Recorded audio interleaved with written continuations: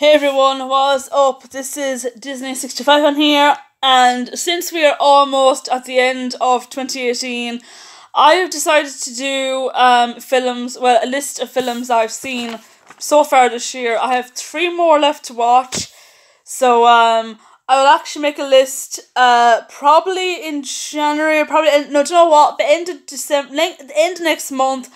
After Mary Poppins Returns, I'm going to do my best and worst list of 2018 of the films that I loved and the ones I didn't like. But what I've decided to do is I'm going to give a list of the films I've seen this year, give a rating on them all, and you pretty much guess the ones that are worse than the best. But anyway, this is my personal opinion on the ratings. I give the movies out of 10, so it isn't like not 5 out of 5 or 4 out of 5, whatever.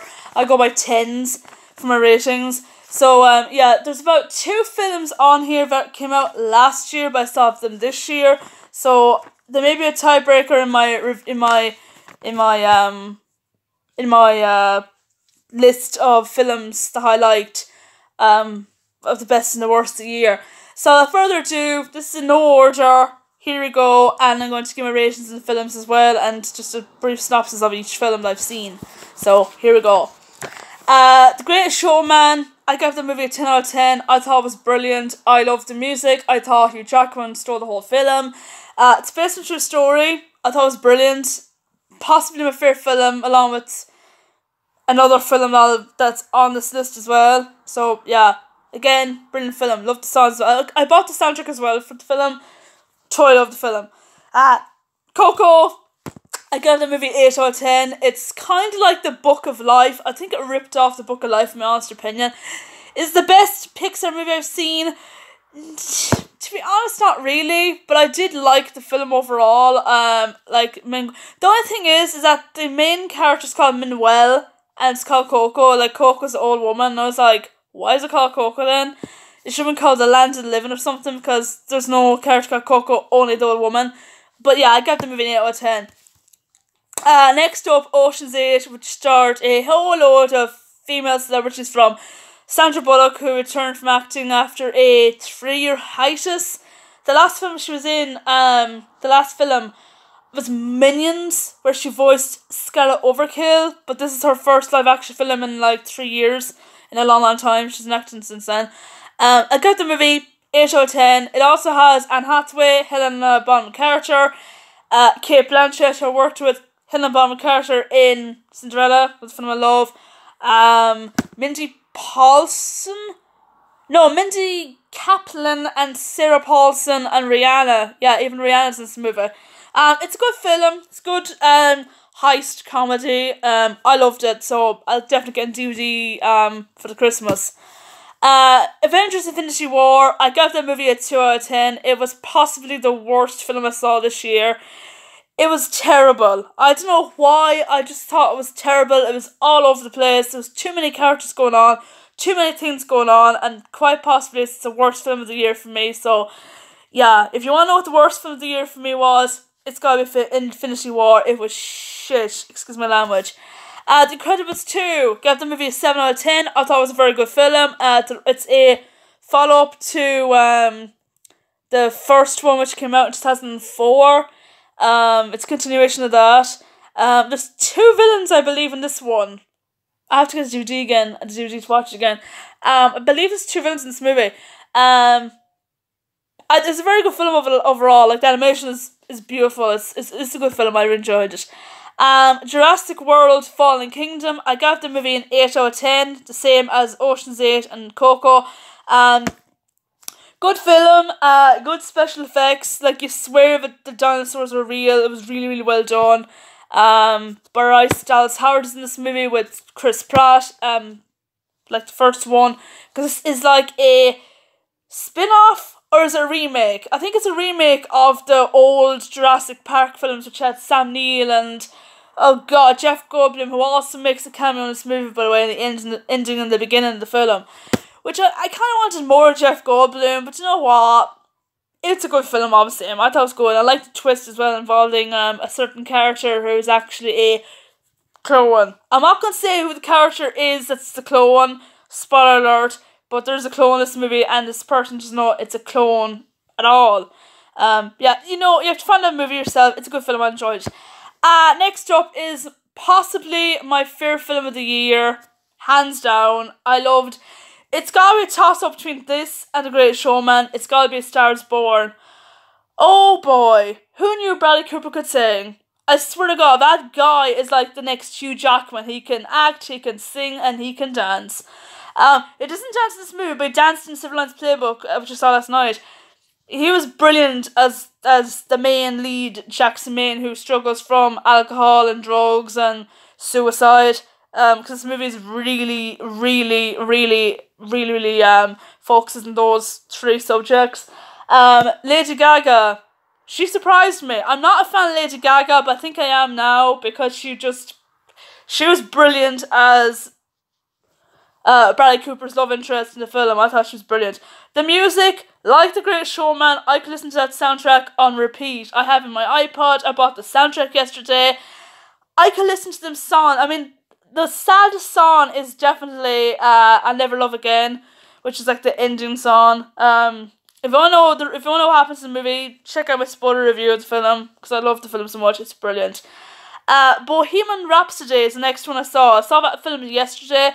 Gave it a 9 out of 10. It's not the best. It's not as. I wasn't emotional invested compared to A Star Is Born, but I thought the film was brilliant. Bohemian Rhapsody, which is all about like how Queen was formed and about Freddie Mercury, played by Rami Malek, the guy who played Akram in Night at the Museum franchise.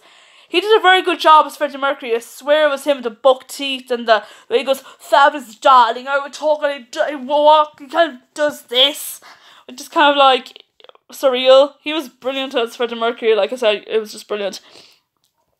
A film I saw today, I didn't see this film in the cinemas, but I saw it online because I don't know why I didn't see this film in cinemas, but I said I watched it today online because I decided, because I heard this film actually bombed at the box office. I think it is, of course, The Nutcracker and the Four Realms. I just wanted to see what the film was like because I seen this is coming from a 27-year-old chick.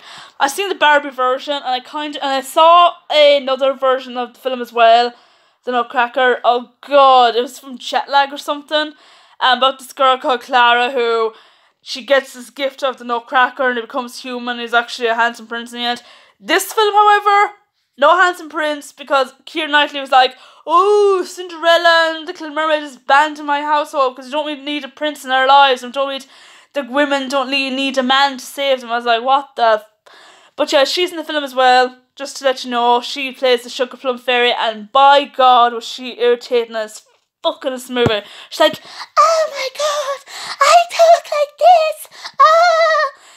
If you want to check out my review of The Nutcracker, I haven't it up yet, but I will do a review of the film maybe tomorrow, maybe. But yeah, it's not a bad film. I gave it a 6 out of 10. The visuals is stunning. Like, it's like a real Christmas film.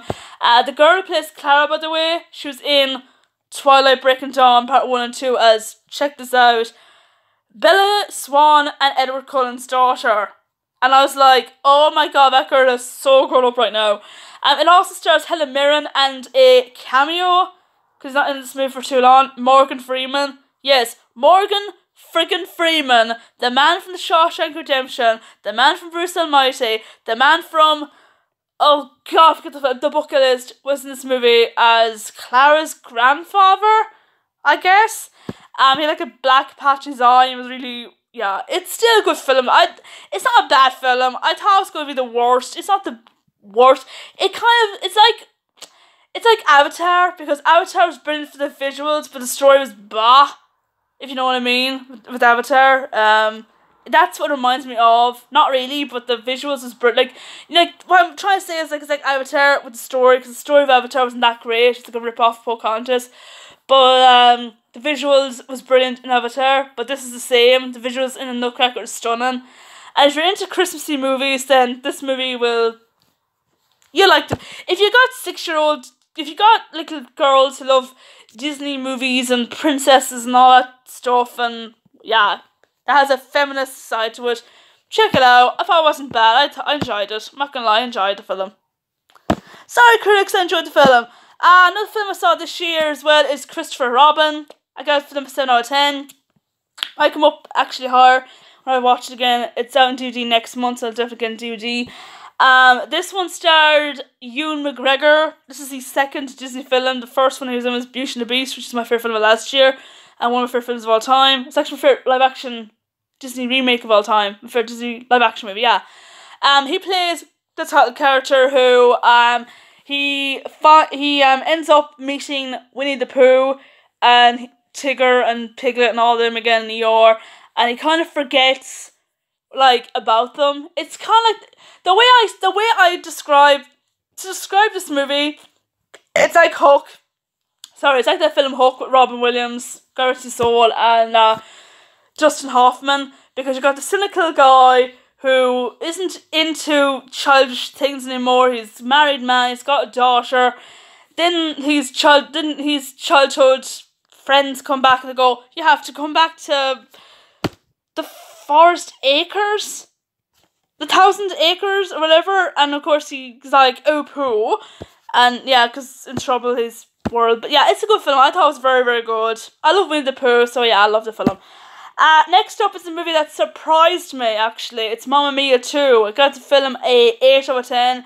It stars Lily James, Amanda Seyfried, Pierce Brosnan, who cannot sing. That's all I'm going to say. Cannot sing at all. Colin Firth. Meryl Streep makes a cameo film as well. And also Cher. Surprisingly,